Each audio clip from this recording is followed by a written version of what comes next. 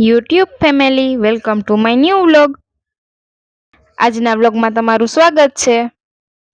આજે આવી ગયા છે ખીરની રેસિપી લઈને, તો વિડીયોમાં એન્ડ સુધી બન્યા રહેજો. સૌપ્રથમ તો ખીર બનાવવા માટે લઈ લીધા છે 1 વાટકીમાં ચોખા અને 1 વાટકીમાં લીધા છે સાબુદાણા. અહીંયા આપણે પલાળવાનો ટાઈમ હતો ને તો લઈ લીધું બાઉલ ને બાઉલમાં એડ કરી દીધા સાબુદાણા અને ચોખા. બંનેને કરી લેશું એકદમ સરસ મિક્સ. 2 ભાગના ચોખા અને 1 ભાગના સાબુદાણા લીધા છે. હવે અહીંયા આપણે પલાળવાનો ટાઈમ હતો ને એટલે પાણી નાખીને પલાળવા માટે મૂકી દઈશું. જો તમારે પલાળવાનો ટાઈમ ન હોય ને તો ડાયરેક્ટ પણ બનાવી શકો છો. પલાળવાથી છે ને સાબુદાણા અને ચોખા એકદમ સોફ્ટ બની જશે અને બાફવામાં પણ વાર નહીં લાગે. તો ઢાંકીને રાખી દીધા બાફવા માટે. તો અહીંયા આપણે 15 થી 20 મિનિટ જેવું થઈ ગયું છે પલાળ્યા હતા એને. તો સાબુદાણા એકદમ સરસ પલળી ગયા છે આપણા. હવે પાણી નાખીને મૂકી દેશું બાફવા માટે. અહીંયા તમારે ચોખા અને સાબુદાણા બંને મિક્સ કરશો તો ખીર એકદમ ટેસ્ટી બનશે. જો એમનેમ ચોખાની કરવી હોય ને તો એમનેમ ચોખાની પણ કરી શકો છો, તો પણ એકદમ ટેસ્ટી જ બનશે. હવે ખીરને વધારે સ્વાદિષ્ટ બનાવવા માટે લઈ લીધું છે જાયફળ ને જાયફળને છે ને ખાંડની દસ્તાથી ખાંડી લીધો છે. તો બની ગયું છે એકદમ મસ્ત પાવડર.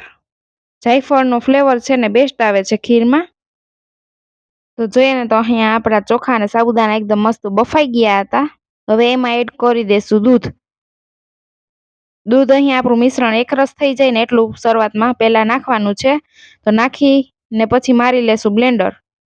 તો અહીંયા આપણું મિશ્રણ છે ને એકરસ થઈ ગયું છે એકદમ સરસ. હવે આપણે ઉપરથી બીજું બાકીનું દૂધ છે ને એડ કરી દેશું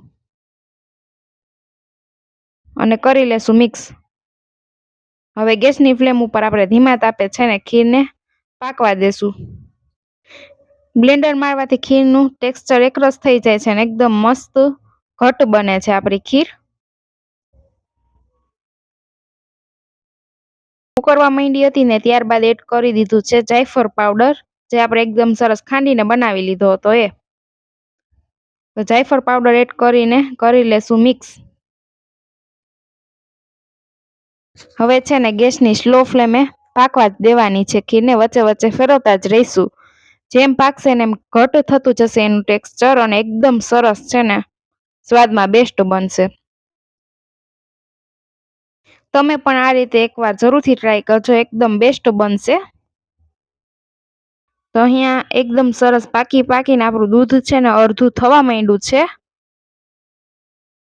વચ્ચે વચ્ચે ફેરવતા જ રહેવાનું છે જેથી આપણું ટેક્સચર છે ને દાજી ન જાય અને ચોટી ન જાય.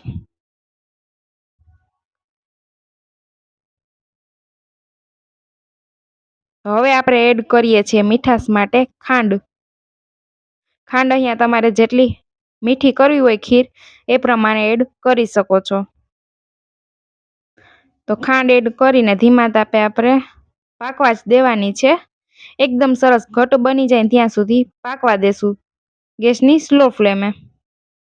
જેમ પકવશો એમ ખીરનો ટેસ્ટ છે ને બેસ્ટ આવશે. આ રીતે બનાવશો ને એટલે ખીર તમારી એકદમ સરસ ઘટ અને મલાઈદાર બનશે.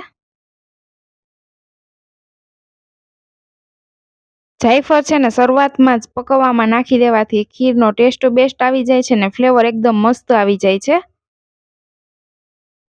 ચેનલમાં નવા આવ્યા હોય તો ચેનલને સબસ્ક્રાઇબ જરૂરથી કરી દેજો, જેથી અમારા અવનવા રેસિપી વિડીયો તમારા સુધી મળતા રહે.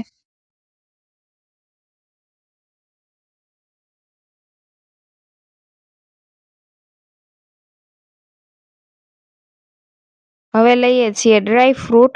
ડ્રાયફ્રૂટમાં અહીંયા મેં કાજુ બદામ એકદમ સરસ સુધારીને લીધા છે. જો તમારે કંઈ પણ વધારે ડ્રાયફ્રૂટ્સ ઉમેરવા હોય તો ઉમેરી શકો છો પસંદ પ્રમાણે. તો હવે આપણે એડ કરી દઈશું સુધારેલા કાજુ અને બદામ.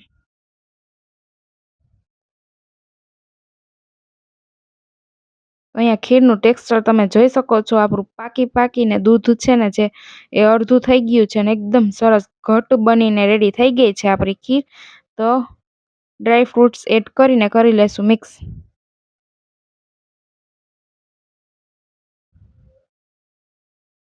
તૈયાર છે એકદમ સ્પેશિયલ ક્રીમી અને ઘટ મલાઈદાર ખીરની રેસિપી.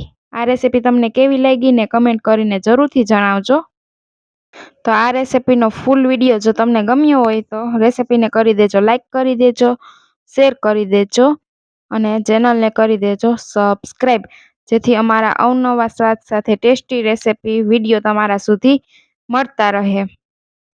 એકદમ સરળ રીતે છે સ્પેશિયલ રેસિપી અને ફક્ત મિનિટોમાં તૈયાર થઈ જાય છે.